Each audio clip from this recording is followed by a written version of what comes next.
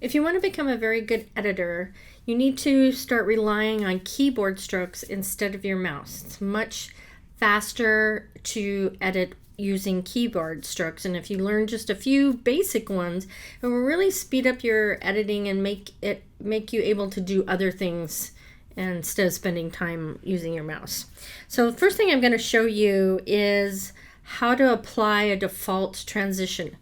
If you remember, normally to apply a transition, you would have to go to your effects tab or effects workspace and find find your default transition. Now, when you first get Premiere, the default transition is the cross dissolve transition. That is what I leave mine on. I can tell it's the default because it has that little blue outline around it. I can actually change it to anything. So I can right click on another one and change it, and you can see the outline moved, but I'm going to put it back here because this is what I like to have. Now, normally I would then take it and drag it onto my clips, and I would have to drag it everywhere I want it to be, right?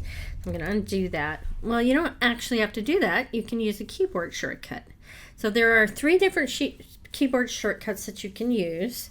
The first one just affects video, and that is of any clips that you have selected. So I just selected this one, and I am going to do a Control or Command D, and you can see it put a transition right there.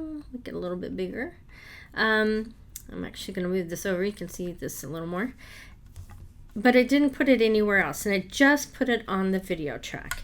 Now, if I was to select both of these clips I have, or all of the clips if I had a bunch, and do a Command or Control D, it then not only puts it at the front, it puts it at the end, and it puts it in any transition where one clip moves to another clip.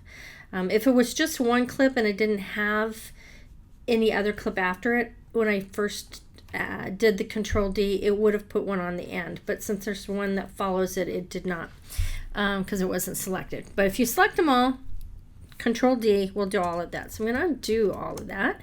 But if you so that's for the video track. If you want to do the audio track, the keyboard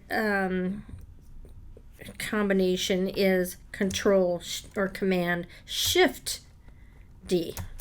So now you see it didn't put it on the video, but it did put it on the audio track.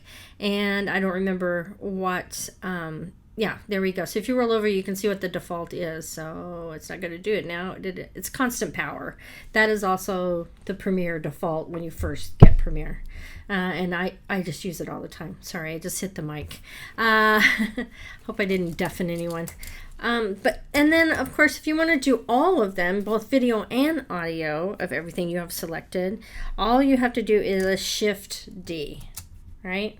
So it's Control D for video only, Control Shift D for audio only, and Shift D for both.